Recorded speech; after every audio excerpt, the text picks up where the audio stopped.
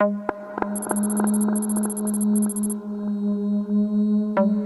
happy family with loving parents and 6 thriving children appeared perfect to onlookers. However, it seemed that someone cast an evil eye on them.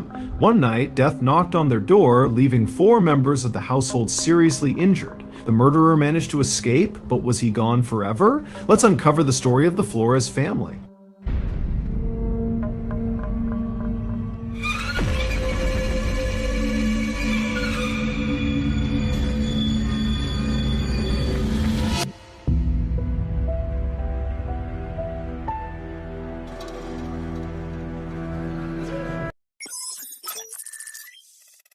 The Flores family lived in Pico Rivera, a small town in California.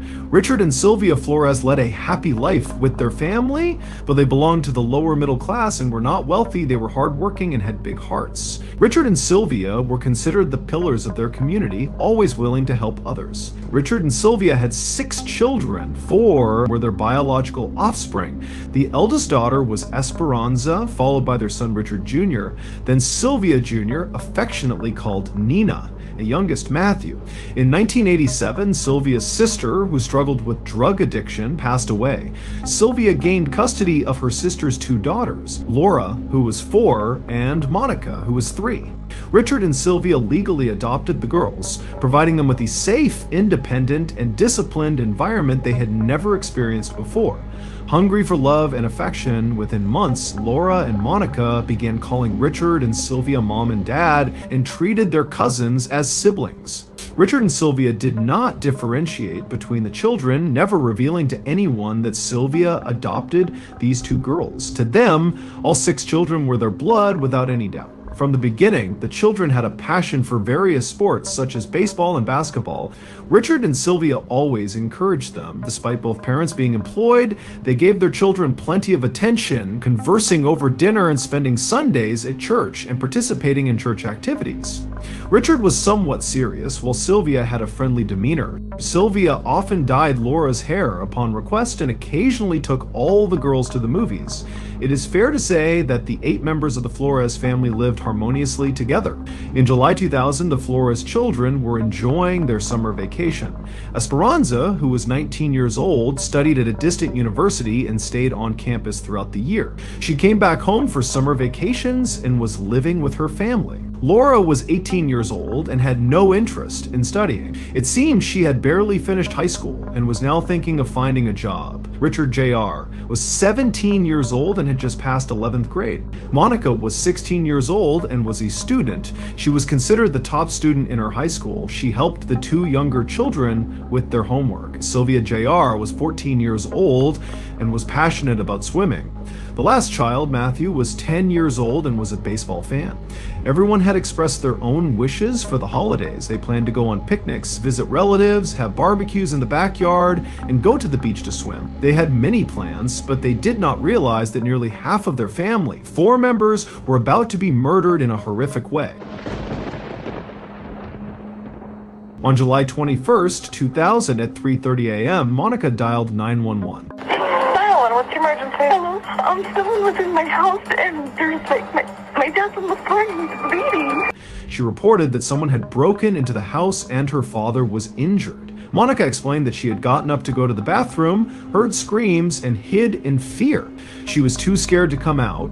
A few minutes later, another 911 call was made from the Flores family's home. This time, the older daughter, Esperanza, was on the phone. Okay, what's the problem over at your house? I don't know. I heard screaming and my dad woke up and he was bleeding a lot. Bleeding from where? He goes from his neck. I don't know. I just saw blood all over him. Esperanza said she heard screams and saw her father's neck bleeding. He was covered in blood. Several police officers arrived at the family's house. Esperanza, Laura, and Monica came running towards them in a distraught state, crying. Seeing the situation, the officer called the dispatcher and requested 2 more police vehicles. 151, Tom 2, can I have 2 additional units, code 3? Along with the officer's voice, the screams of the girls could be heard in the background. An officer entered the house, it was pitch dark, and there was no electricity. The officer moved forward with a flashlight in his hand. He did not know who was injured in the house, who was dead, or whether the attacker had fled or was still hiding inside. As soon as he entered the house, he saw a room on the right side. The officer entered the room and found a girl lying on the floor. He checked her heartbeat, but the girl was dead. Duct tape was on her mouth, and there were numerous knife cuts on her body. It seemed that she had been dragged from the bed and thrown down. The officer came out of that bedroom and proceeded further. There was another bedroom on the left side where he found two boys. The elder child's throat was slit, and the younger child's body was stabbed. The younger child's body was lying on top of the elder one, both soaked in blood with duct tape on their mouths. In another room ahead, a middle-aged man lay on the ceiling with knife wounds on his neck and chest. The man was dead. The officer then moved towards the bed in that room, which was covered in blood. A woman was severely injured and was breathing with great difficulty. The officer tried to stop the woman's bleeding with a nearby sheet. Meanwhile, paramedics arrived and quickly transported the woman to the hospital. After this, Esperanza Flores identified the victims: her father Richard, 42, her sister Sylvia, 14, her brother Richard Jr., 17, and her younger brother Matthew, 10 years old. When lead investigator Bill Marsh reached the crime scene, he could not believe his eyes. Despite his 30 years of experience, he had never seen such a horrific scene before. Especially when he saw little Matthew, he was about to cry but controlled himself, fearing his tears might contaminate the crime scene. This level of brutality was beyond condemnation. The three elder girls of the house were standing outside with officers. Esperanza and Monica had blood on their hands and clothes. The youngest, Laura, was completely clean. None of the three had suffered any physical injury, but they were crying inconsolably. Hearing the noise, many neighbors came out and stood there, watching the spectacle unfold. The police took the three girls to the police station to give their statements. Each girl was seated in a separate interrogation room. Esperanza was questioned first. She said that everything was normal that night. The family had dinner together, and the atmosphere was pleasant as usual, filled with laughter and jokes. Around 10 p.m., the parents locked the doors of the house and everyone went to sleep in their respective rooms. Esperanza and Laura were sleeping in one room. Suddenly, in the middle of the night, Esperanza woke up to a loud sound and felt the walls shaking. She thought maybe an earthquake had struck. She ran out of the room and saw her father in the hallway. Richard was staggering, holding his neck as blood flowed everywhere. He was badly injured. Richard went back to his room and collapsed on the floor. Esperanza started screaming and ran to help her father. She sat next to Richard, trying to stop the bleeding with her hands. Richard's intestines had come out of his stomach, and so much blood had flowed out that it was no longer being absorbed by the carpet. Esperanza's knees were soaked in blood. Meanwhile, Monica came into the room and tried to help Sylvia, who was lying on the bed. Esperanza told Monica, "Wait here, I will bring the phone." When Esperanza found the phone, she immediately called 911. She told the detectives that the Flores family had no enemies and believed it was the work of a serial killer. Monica also gave her statement. She and Sylvia Jr. shared a bedroom. Monica said that around 3 a.m. she had to go to the bathroom. While there, she heard sounds of fighting. She hid in fear. Then she heard Esperanza screaming. Summoning courage, Monica ran to Richard and Sylvia's room. She saw her mother Sylvia lying on the bed with blood flowing from her neck. Monica took a bed sheet, applied pressure to her mother's neck, and tried to stop the bleeding. When she heard the police and ambulance sirens, she left the house with her sister. Monica told the officer that everyone in the community knew and respected the Flores family. Richard was an honest man whom no one could hate. When Laura was questioned, she was crying loudly. In a hiccuping voice, she told the detectives that she was sleeping soundly. Her eyes only opened when Esperanza was screaming. When Laura came out of her room, she saw that the door of the adjacent room, which belonged to Richard Jr. and Matthew, was closed. Laura thought that her brothers were safe in their room. As Laura moved forward, she stopped in front of Monica and Sylvia Jr.'s room. Sylvia Jr.'s bed looked wet, with a big brown stain on the mattress. Sylvia was lying on the floor. Laura called her name, but Sylvia did not answer. When Laura went closer, she realized that the stain was blood, and Sylvia was not blinking her eyes because she was dead.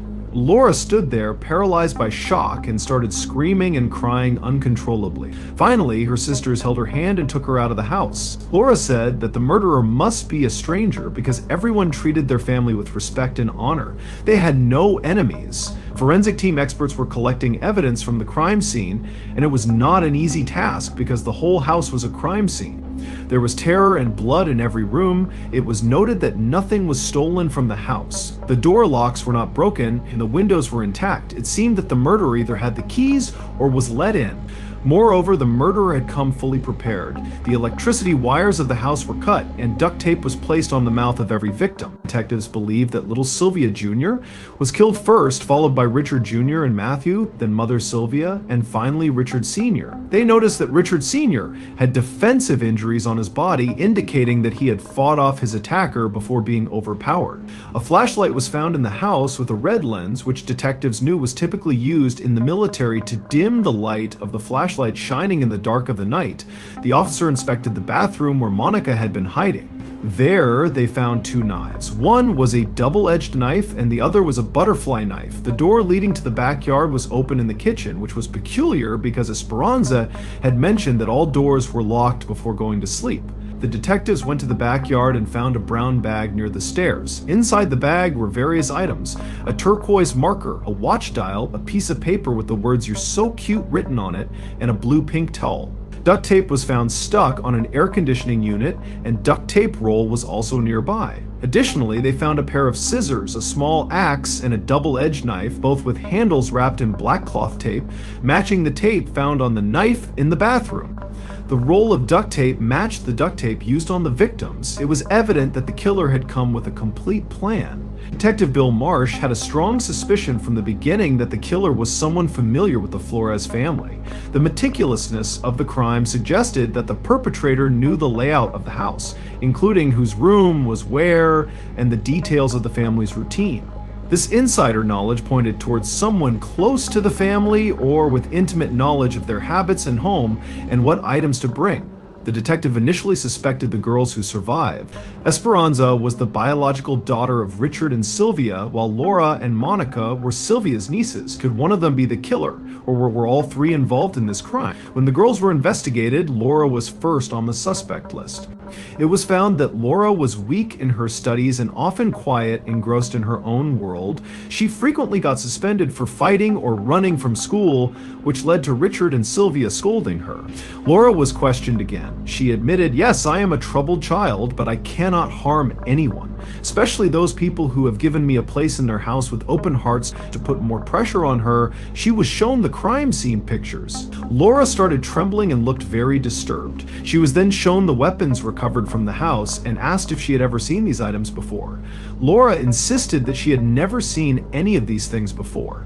The same question was posed to Esperanza, who gave the same answers. When Monica was shown the pictures, she was reminded that she had been in the bathroom and these items were found near her hiding place. She was asked if she had ever seen these knives before. Monica, visibly shaken, responded that she had never seen the knives or the other items recovered from the house. Despite their denials, the detectives knew they needed to keep an open mind. The forensic evidence and the girls' statements were crucial pieces of the puzzle, and any inconsistencies could help solve the case. Monica remained silent for a while, then said in a low voice, "My boyfriend gave me this knife as a gift." She explained that she had been dating 17-year-old Michael Naranjo for a year and a half, and he had given her the knife on their anniversary.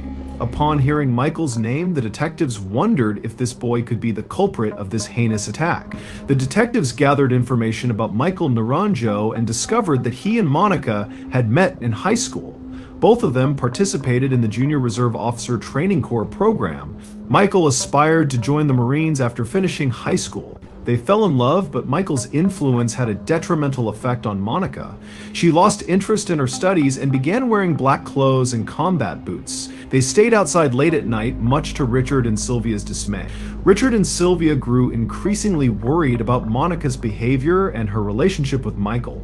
They invited Michael over for dinner to talk things through, but their efforts were in vain. The detectives decided to call Michael to the police station for questioning. Michael admitted that Richard and Sylvia did not like him and that he was angry with them, but he denied being their murderer. During the interrogation, the detectives noticed a cut on Michael's arm. When asked about it, Michael claimed, "I was in the park with my friends when one of them hit a beer bottle on my hand and the glass cut my arm." The detectives were not convinced by his explanation. They found it suspicious that Michael had a fresh injury around the time of the murders. They took Michael and Monica's fingerprints and searched their houses. A box was found in Monica's cupboard containing letters exchanged between Michael and Monica. Initially, the letters were quite innocent, discussing their favorite restaurants and shopping experiences, and even making plans for their future, marriage, and naming their children. However, as time passed, the tone of Monica's letters grew darker. She began talking about murder and mayhem. In one letter, she wrote to Michael, "I want to see blood on their faces. I want to kill a lot of people. The best job is that of a professional hitman.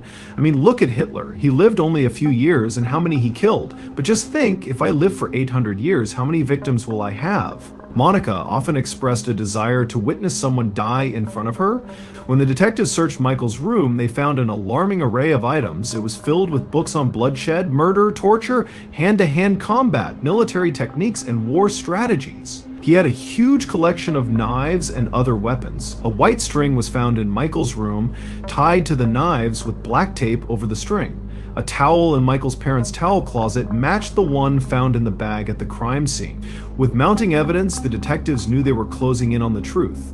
They continued their investigation, delving into the letters and examining the weapons found in Michael's possession. The flashlight found in the house had no fingerprints, but the battery inside it had Michael's fingerprints. Additionally, Michael and Monica's fingerprints were present on the duct tape, along with their DNA. Monica was arrested on July 27, 2000. She was put in a police car, and the detectives went to Michael's house to arrest him as well, making him sit in the car with Monica. The officer had deliberately made them sit together because they had hidden an audio recording device in the police car.